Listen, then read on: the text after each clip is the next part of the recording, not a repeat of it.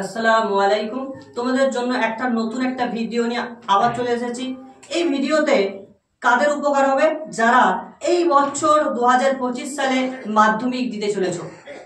এই ভিডিওটা শুধুমাত্র তাদের জন্য যারা 2025 সালে কিছুই পড়োনি এবং তাদের জন্য খুবই গুরুত্বপূর্ণ একটা সাবজেক্ট ইতিহাস, এবং ইতিহাসের 4 নম্বরটা আমাদের জন্য খুবই ডেভেলপমেন্ট করে। যেটা 4 নম্বরের প্রশ্নটা আমাদের ইতিহাসের খাতায় নম্বরের জন্য খুবই গুরুত্বপূর্ণ। এই 4 নম্বর যদি তোমরা প্রত্যেকটা 4 নম্বরের প্রশ্ন যদি অ্যাটেন্ড করতে পারো, তাহলে আমরা 24টা নম্বর পাবো, যেটা আমাদের ইতিহাসের নম্বরের জন্য খুবই ডেভেলপমেন্ট হিসেবে কাজ করবে। তাই যারা খুবই দুর্বল ছাত্রছাত্রী তারা কি করবে, এই সাজেশনটা খুব ভালোভাবে প্রথম থেকে শেষ পর্যন্ত ভিডিওটা দেখো। প্রত্যেকটা চ্যাপ্টার থেকে, প্রত্যেকটা ফার্স্ট চ্যাপ্টার থেকে শুরু করে যতগুলো ইতিহাসের চ্যাপ্টার আছে প্রত্যেকটা চ্যাপ্টারে খুব কম সংখ্যক প্রশ্ন দিয়ে কি করবে, 24টা নম্বর যাতে তোমার হাতের মুঠোয় চলে আসে তার জন্য ভিডিওটা।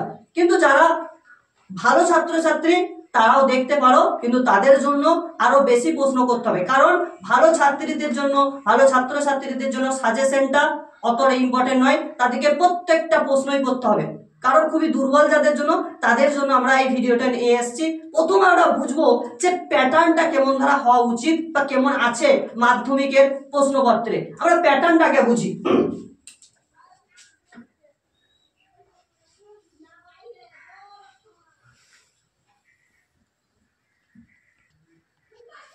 তোমাদের প্রথমে বুঝতে হবে টোটাল 8খানা প্রশ্ন থাকবে, টোটাল 8খানা প্রশ্ন থাকবে, কিন্তু মার্ক থাকবে 6টা করতে হবে। 6 4 24 টোটাল প্রশ্নই কিন্তু থাকবে 24 নম্বর, কিন্তু প্রশ্ন থাকবে 8টা। কিন্তু এই প্রশ্নের এক জায়গায় লেখা আছে যে প্রতি বিভাগের অন্তত একটা করে করতে হবে। ধরো আমি প্রথম এই ক বিভাগে ধরো একটা করেছি, ক বিভাগের একটা ধরো করেছি, খ বিভাগের ধরো একটা করেছি, গ বিভাগের একটা করেছি, আর ঘ বিভাগের একটা করেছি। তাইলে কিন্তু 1 2 3 4টে হলো, তাহলে কিন্তু 4 4 কিন্তু 16 নম্বর হলো। কিন্তু তাইলে আমার এখনো 8 নম্বর শর্ট পড়ছে। ওই জন্যই ওই জন্য বলে দিয়েছে প্রত্যেকটা বিভাগ থেকে অন্তত একটা করে করতেই হবে। আমাকে এইখানে আর একটা বিভাগে একটা করে নেবো, আবার এই বিভাগে একটা করে নেবো, তাহলে 4টে আর 2 কটা হয়ে গেল 6টা। তাহলে টোটাল কত হয়ে গেল? 6 4 24 নম্বর। দেখো আমরা কিন্তু এই বিভাগের একটা বাদ দিয়েছি, এই বিভাগের যে কোনো দুটোকে আমরা বাদ দিতে পারি, কিন্তু প্রত্যেকটি বিভাগে অন্তত দুটো, যে কোনো দুটো বিভাগের দুটো করতেই হবে, যে কোনো দুটো বিভাগের দুটো করতেই হবে। আর তা বাকি দুটো বিভাগের একটা একটা করে করলেও হয়ে যাবে টোটাল 6টা। আর 6 আর 4 24, এই 24 নম্বর আমাদের ইতিহাসের খাতায় খুবই গুরুত্বপূর্ণ।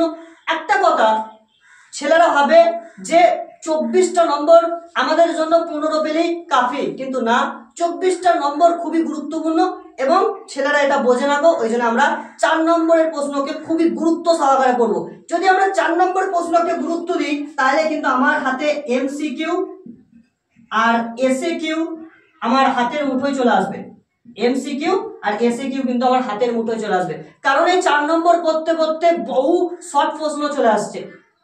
এবং তোমাদের জন্য আর একটা সুখবর, যারা খুব একটা গুরুত্বপূর্ণ 4 নম্বরের প্রশ্ন তোমাদের যে সাজেশনের মধ্যে তোমরা যে কোনো একটা চুজ করে আমাকে কমেন্টে বলবে, তোমাদের জন্য থাকবে এর পরের ভিডিওতে একদম ওই প্রশ্নের উত্তরটা। এবং তোমরা খালি 10 মিনিট কি 15 মিনিট, খুব জোর 12 মিনিট ভিডিওটা মন দিয়ে দেখবে। পুরো তোমাদের ভিডিওটার মধ্যে একদম 4 নম্বরের প্রশ্নটা পুরো অন্তরের মধ্যে গেঁথে যাবে। একদম কথা দিলাম, আমি তোমাদের 4 নম্বর প্রশ্নটা যদি মুখস্থ না করাতে পারি, তবে এই ভিডিওটা, এই চ্যানেলটা লজিক্যাল সাবজেক্ট নয়।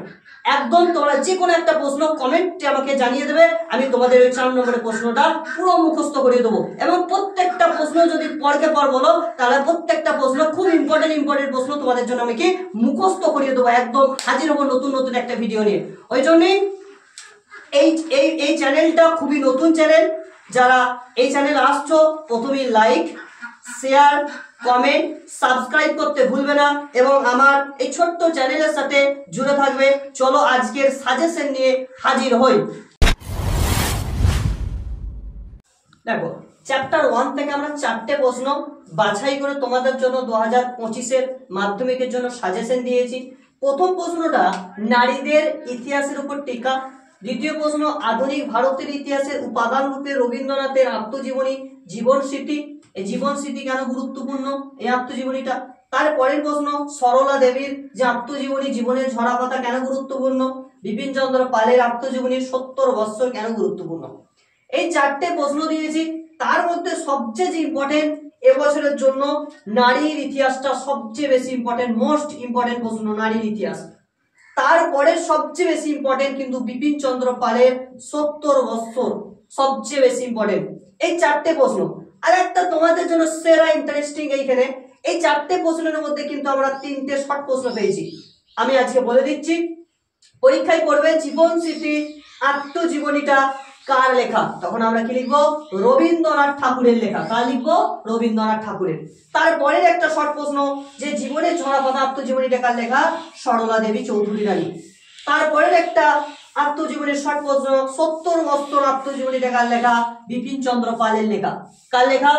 বিপিন চন্দ্র পালের। দেখো আমরা চারটে প্রশ্নের মধ্যে 4 নম্বরে, এই প্রশ্নগুলো সবই 4 নম্বরে, এই প্রশ্নের মধ্যে কিন্তু আমরা দেখতে পেলাম 3টে শর্ট প্রশ্ন। আর একটা প্রশ্ন তোমাদেরকে আমি বলে দিই, ধরো প্রশ্নতে পড়েছে যে আত্মজীবনী এবং স্মৃতিকথা সম্পর্কে লিখতে।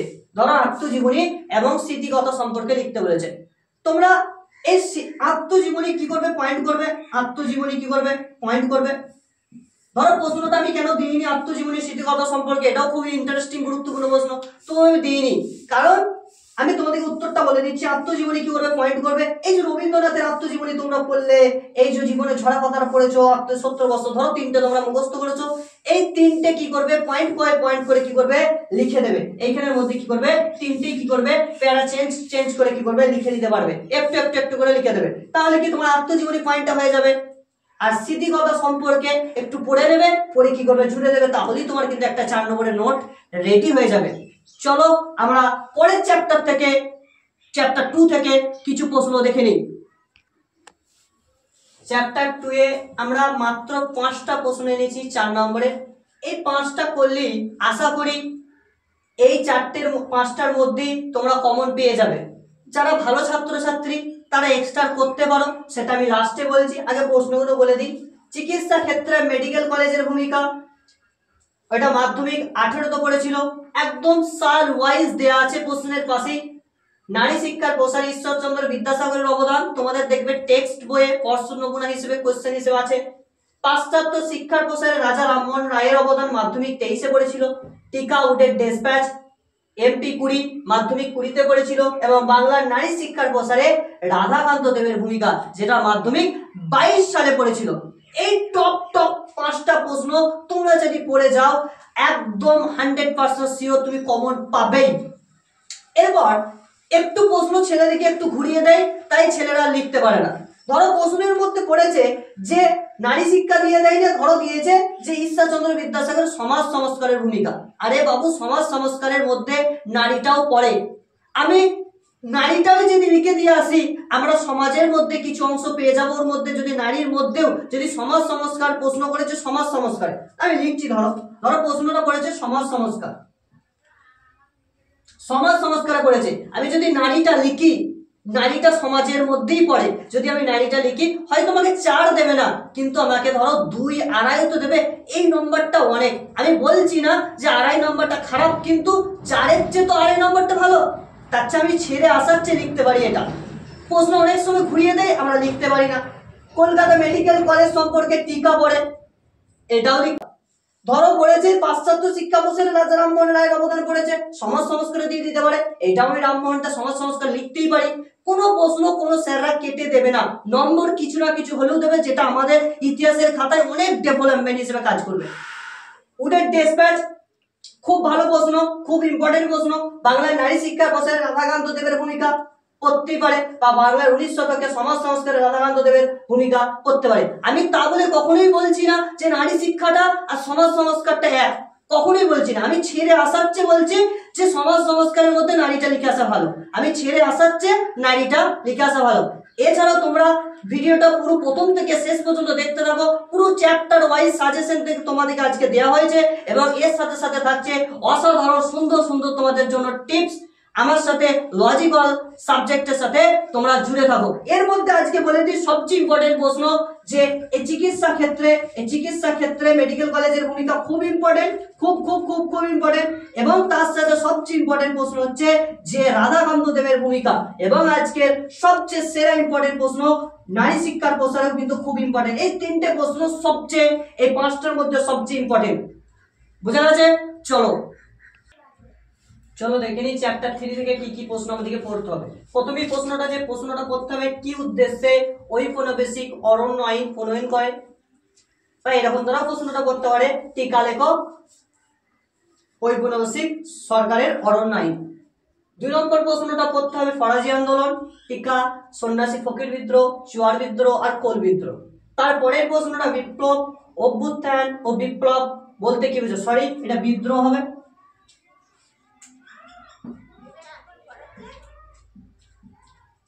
তাহলে বিপ্লব, অভ্যুত্থান, বিদ্রোহ ব্যাখ্যা করো।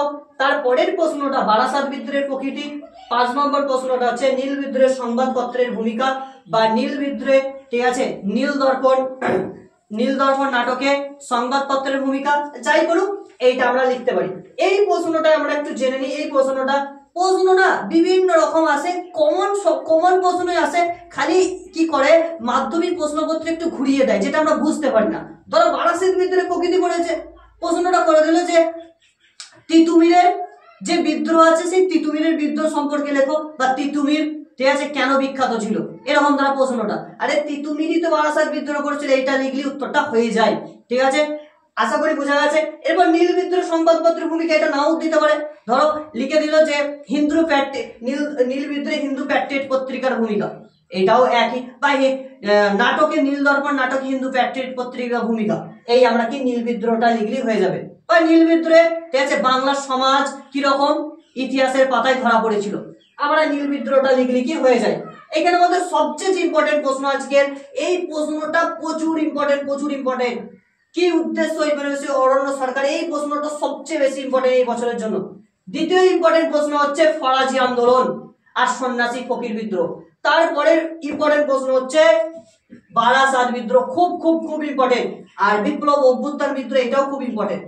সবচেয়ে ইম্পর্টেন্ট হচ্ছে একের দাগের ফরাজি আন্দোলন, সন্ন্যাসী ফকির বিদ্রোহ, বারাসাত বিদ্রোহ আর বিপ্লব, অভ্যুত্থান, বিদ্রোহ ব্যাখ্যা করো। এখানের মধ্যে আমরা মাত্র 5টা প্রশ্ন চুজ করেছি এবং টিকাতে কটা প্রশ্ন বেশি গেছে। আমরা যেগুলো স্টার আছে এগুলো আমরা বেশি ভালো করে মুখস্থ করবো। আর যদি তোমরা না মুখস্থ করতে পারো আমাকে কমেন্টে কমেন্ট করবে যে কোনো একটা প্রশ্ন নিয়ে, তারপরের বাটে আমার তোমাদের সামনে হাজির হবো সেই ভিডিও নিয়ে, যেটা পুরোপুরি ভাবে তোমাদের মুখস্থ হয়ে যায়। খালি ভিডিওটা দেখলেই তোমাদের মুখস্থ হয়ে যাবে।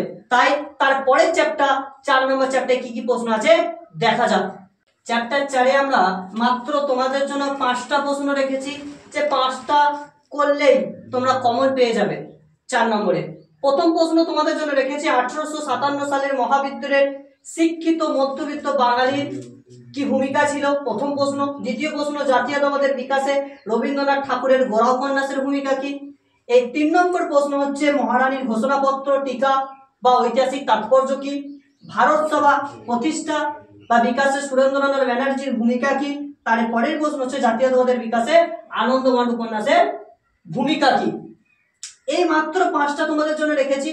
তার মধ্যে সবচেয়ে বেশি ইম্পর্টেন্ট হচ্ছে এই প্রশ্নটা, এই বছরের জন্য প্রচন্ড ইম্পর্টেন্ট। এবং তারপরে সবচেয়ে ইম্পর্টেন্ট প্রশ্ন হচ্ছে রবীন্দ্রনাথ ঠাকুরের গোরা উপন্যাস, খুব খুব খুব ইম্পর্টেন্ট প্রশ্ন।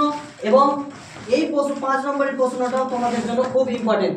এবং আরেকটা প্রশ্ন কথা বলে রাখি, টিকা হিসেবে ভারত সভাও তোমাদের জন্য পড়তে পারে। টিকা হিসেবে যে ভারত সভাও করতে পারে, বা এরকম দ্বারাও করতে পারে যে সুরেন্দ্রনাথ ব্যানার্জির কার্যাবলী হিসেবে ভারত সভার ভূমিকা কি। এই প্রশ্নগুলো করতে পারে। তা আমরা 5টা প্রশ্ন কি করব, সবচেয়ে ইম্পর্টেন্ট প্রশ্ন 1857 খ্রিস্টাব্দের মধ্যবিত্ত বাঙালির ভূমিকাটা কি করবো, ভালো করে মুখস্থ করব। যদি বুঝতে না পারো, কিছু অসুবিধা হয়, আমাকে কমেন্ট সেকশনে কমেন্ট করবে, পুরো 4টে পয়েন্ট করে তোমাদেরকে আমি ভালোভাবে সুন্দরভাবে মুখস্থ করে দেবো। চলো পরের চ্যাপ্টার 5 নম্বরে আমরা শুরু করি। 5 নম্বর চ্যাপ্টার আমরা মাত্র 6টা প্রশ্ন নিয়েছি। এই 5 নম্বর চ্যাপ্টারটা এবছরের জন্য সবচেয়ে গুরুত্বপূর্ণ চ্যাপ্টার। এই চ্যাপ্টার থেকে এবছর প্রশ্ন আসবেই, এবং এই চ্যাপ্টারটা তোমরা সবচেয়ে ভালো করে পড়বে। এই চ্যাপ্টারটা সবচেয়ে ইম্পর্টেন্ট চ্যাপ্টার। প্রথমেই তোমাদের জন্য প্রশ্ন যেটা টিকা বসু বিজ্ঞান মন্দির, জগদীশ চন্দ্রের বসু বিজ্ঞান মন্দির। দ্বিতীয় প্রশ্ন হচ্ছে রবীন্দ্রনাথ ঠাকুরের শিক্ষা চিন্তা ভাবনা বা টিকা হিসেবে এরকম ধরো করতে পারে যে বিশ্বভারতী লেখো, বিশ্বভারতী বিশ্ববিদ্যালয়ের টিকা লেখো। তারপরের প্রশ্ন বিজ্ঞান চর্চার বিকাশে ডক্টর মহেন্দ্রলাল সরকারের অবদান বা এরকম ধরো করতে পারে যে IACS Indian association cultivation of the science, এটাও এর ভূমিকাটাও তোমাদের করতে পারে। 4 নম্বর প্রশ্ন বাংলার ছাপাখানার বিকাশে উপেন্দ্র কিশোর রায়চৌধুরীর অবদান, very very very very important প্রশ্ন এটা। এর অথবা দিয়ে আসতে পারে টিকা হিসেবে ইউরাই অ্যান্ড সন্স এর অবদান লেখো। তারপরে প্রশ্ন ছাপা বইয়ের সঙ্গে শিক্ষা বিস্তারের সম্পর্ক বা এরকম দ্বারা প্রশ্নটা আসতে পারে ছাপা বই এর সাথে শিক্ষা বিস্তার আসার ফলে কিরূপ পরিবর্তন এসেছিল। তারপরের প্রশ্ন হচ্ছে গণশিক্ষার প্রসারে ছাপাখানার ভূমিকা বা পড়তে পারে এরকম দ্বারা শ্রীরামপুর প্রেসের অবদান বা উইলিয়াম কেরির অবদান। যাই করুক তোমরা এগুলো লিখবে। সবচেয়ে ইম্পর্টেন্ট প্রশ্ন আজকের সবচেয়ে সেরা ইন্টারেস্টিং প্রশ্ন কিন্তু আমার 4 নম্বরের প্রশ্নটা আমি তোমাদের জন্য সবচেয়ে ইম্পর্টেন্ট বলছি। 4 নম্বরেরটা এবছরের জন্য সবচেয়ে ইম্পর্টেন্ট। তারপরে কিন্তু আমি ইম্পর্টেন্ট কিন্তু বলছি 5 নম্বরটাকে। এই প্রত্যেকটা প্রশ্ন কিন্তু 4 মার্কসের, আমি এইখানে লিখিয়ে দিয়েছি প্রত্যেকটা প্রশ্ন কিন্তু 4 মার্কসের, ঠিক আছে। এরপরে সবচেয়ে ইম্পর্টেন্ট কিন্তু 2 নম্বরের বিশ্বভারতী। এইখানে একটা কথা বলে রাখি, যদি রবীন্দ্রনাথ ঠাকুরের 8 নম্বরে একটা প্রশ্ন খুব ইম্পর্টেন্ট ইন্টারেস্টিং প্রশ্ন, ঠিক আছে, প্রকৃতি শিক্ষা সমন্বয়ের রবীন্দ্রনাথ ঠাকুরের একটা 8 নম্বরের প্রশ্ন আছে না, ওই প্রশ্নটা যদি পড়ে যায় তাহলে কিন্তু রবীন্দ্রনাথ ঠাকুরের শিক্ষা চিন্তা ভাবনা আসার সম্ভাবনা খুবই কম। ওই জন্য আমি এই প্রশ্নটাকে অতটা ইম্পর্টেন্ট মনে করছি না, কারণ ওইটা 8 নম্বরের প্রশ্ন পড়লেই এই প্রশ্নটা হয়ে যাবে। ওই 8 নম্বরের প্রশ্নটা পড়লেই এই প্রশ্নটার উত্তরটা আশা করি চলে আসবে। এই প্রশ্নগুলো ইম্পর্টেন্ট। তার মধ্যে আরেকটা প্রশ্ন ইম্পর্টেন্ট আছে বসু বিজ্ঞান মন্দিরটাও কিন্তু খুব খুব ইন্টারেস্টিং প্রশ্ন, খুব ইম্পর্টেন্ট প্রশ্ন। এবং এই 4টে প্রশ্ন আমি বাছাইকৃতভাবে তোমাদের জন্য ইম্পর্টেন্টের রূপে সাজিয়েছি। এই প্রশ্নগুলো আশা করি তোমরা পড়ো কমন পেয়ে যাবে। 6 নম্বর চ্যাপ্টার মাত্র 5টা প্রশ্ন এনেছি। টিকা বারদৌলি সত্যাগ্রহ বা সর্দার বল্লভভাই প্যাটেলের বারদৌলি সত্যাগ্রহের অবদান। 2 নম্বর প্রশ্ন বঙ্গভঙ্গ বিরোধী আন্দোলনের শ্রমিক শ্রেণীর অবদান, তাহলে শ্রমিক শ্রেণীর অবদান। তারপরের প্রশ্ন টিকা মিরাট ষড়যন্ত্র মামলা। তারপরে প্রশ্ন অহিংস অসহযোগ আন্দোলনে কৃষক সমাজের ভূমিকা, কৃষক সমাজের ভূমিকা। আর ভারত ছাড় আন্দোলনে শ্রমিকদের ভূমিকা, শ্রমিকদের ভূমিকা। এখানে সবচেয়ে ইম্পর্টেন্ট প্রশ্ন কিন্তু এক একটা, আমি বলবো সবচেয়ে ইম্পর্টেন্ট প্রশ্ন সবচেয়ে ইম্পর্টেন্ট এখানে এক একটা, আর তারপরে কিন্তু ইম্পর্টেন্ট হচ্ছে আমার 5এরটা। আমার কাছে এই দুটো প্রশ্নই সবচেয়ে ইম্পর্টেন্ট লেগেছে। এই দুটো প্রশ্ন ভালোভাবে করবে, আমি বলছি না যে এই দুটো প্রশ্নকে ভালোভাবে গুরুত্ব দেবে, প্রত্যেকটা প্রশ্নই করবে। চ্যাপ্টার 7 এ মাত্র আমরা 3টে প্রশ্ন রেখেছি। 1 নম্বর প্রশ্ন দলিত আন্দোলনের বিষয়ে গান্ধী আম্বেদকরের মধ্যে বিতর্ক। এই গান্ধী আম্বেদকরের বিতর্কটা খুব ইম্পর্টেন্ট প্রশ্ন। তারপরের প্রশ্ন হচ্ছে সশস্ত্র বিপ্লবী আন্দোলনে নারীদের যোগদান, নারীদের যোগদান। তারপরের প্রশ্ন সশস্ত্র বিপ্লবী আন্দোলনে মাস্টার দাস সূর্য সেনের অবদান।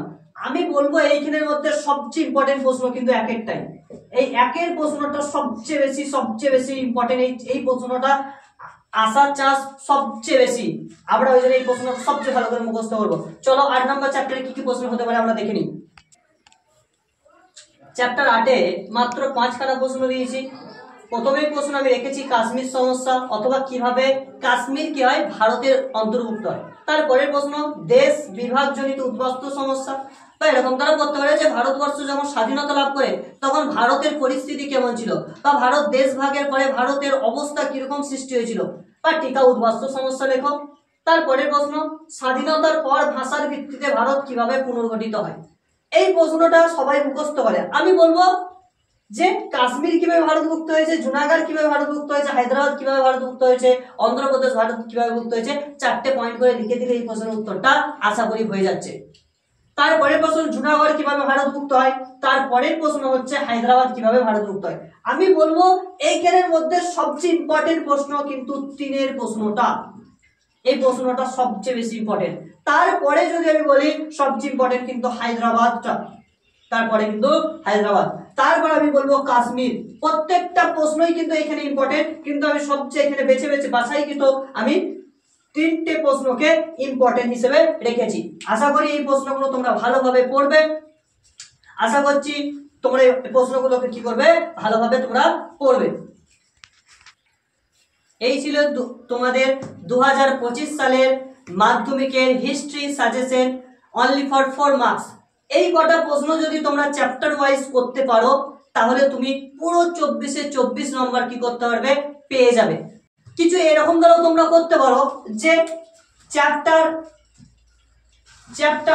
ঠিক আছে তোমরা 3টাকে বাদ দিতে পারো, ঠিক আছে, চ্যাপ্টার তোমরা 7টাকে বাদ দিতে পারো।